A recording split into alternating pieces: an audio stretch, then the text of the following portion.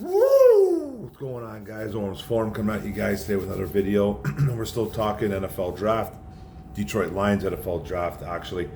And with the third pick for the Detroit Lions, they selected offensive tackle GIOVANNI Manu from the University of British Columbia in the fourth round, 126 overall to be exact. British Columbia, BC in Canada. 23 years old. Another trade up by Holmes. For a raw project offensive tackle. Gave up a third round pick in 2025 to the New York Jets. A little bit high of a pick for a project, but this guy's 6'8", 352 pounds. Tonga born, Canadian raised when he came in. I think he came to Canada when he was about 11 years old to live with some family. And he's been in Canada ever since.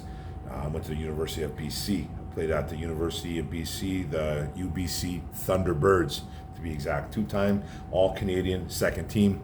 And like I said before in my other two videos, this isn't a draft analysis or a draft profile of this kid.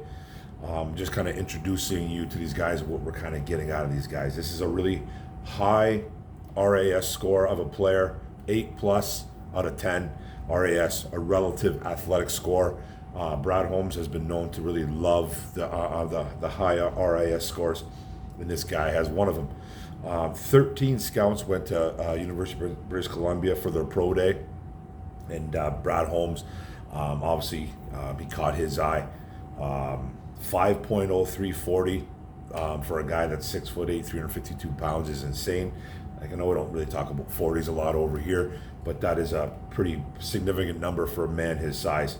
He had 13 visits to NFL clubs, and he's, like I said, a very athletic football player, playing rugby and basketball as well. You're just getting a mountain of a man. Like, you know, like I said, I don't want to make this a draft analysis or a draft profile, but you look at the tape and you look at everything else there, the game film, you're going to see a guy that just towers over everybody. Now he's playing against Canadian talent, and I don't want to rip on Canadians. I'm Canadian myself, but the talent level is a little bit lesser than the Americans, a lot lesser in some degree. And but Holmes and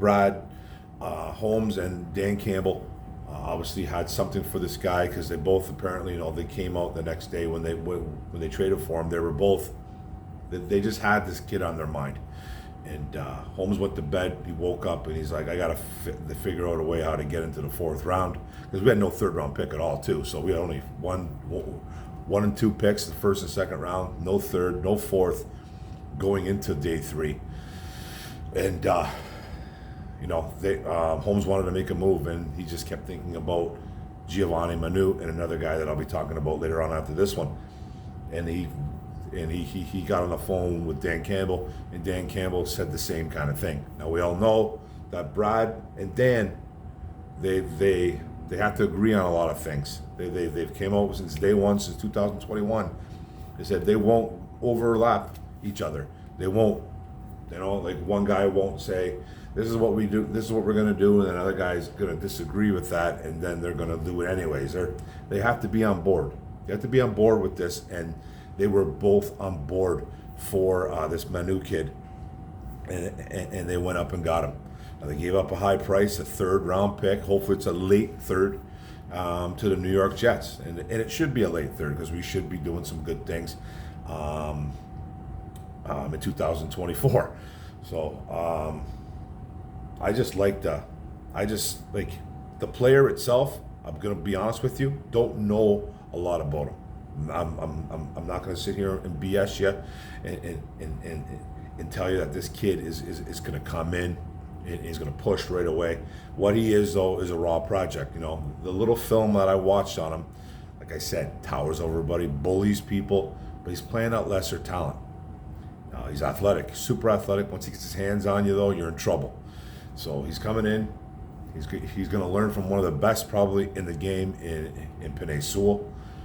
Where he's going to go right away is a little bit of a mystery. Like I said, he's played left tackle. He has some left guard experience as well too at the University of BC there. So but he's more of a left tackle. He's just a behemoth of a man.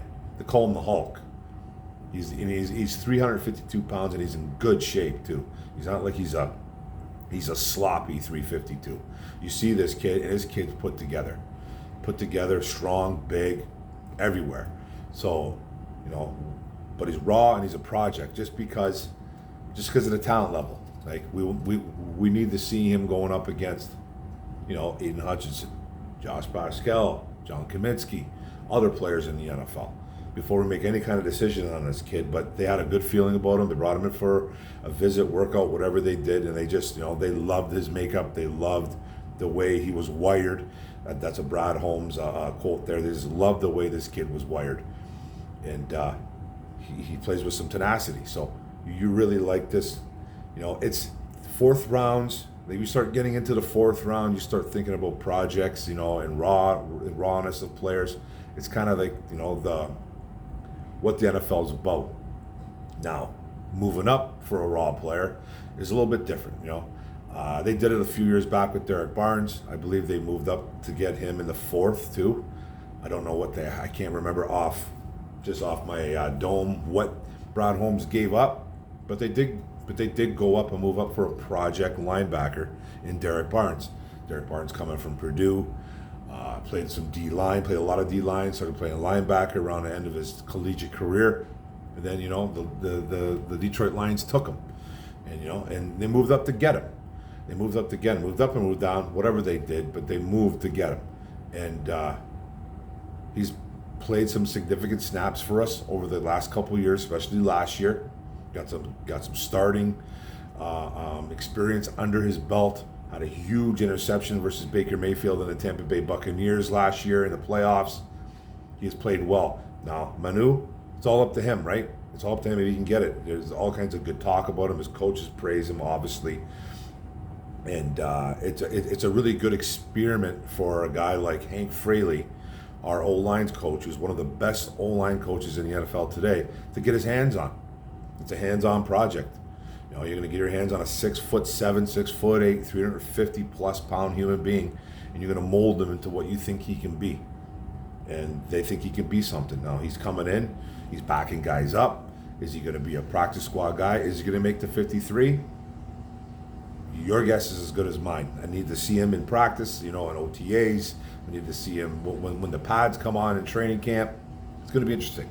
It's going to be interesting because he's in for, you know, a rude awakening. And being his size doesn't guarantee nothing. Doesn't guarantee anything, but, you know, the makeup you like the size, obviously. You like the strength. Even has decent footwork for a big fella.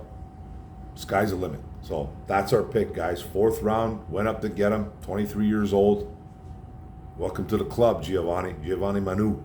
So thanks a lot, guys. I really appreciate it. Don't forget to hit the subscribe button bottom right. Don't forget to hit the notification bell up top. Don't forget to like, comment, share this out. Appreciate it, guys. One pride, Detroit versus everybody. Let's go Lions. Boom.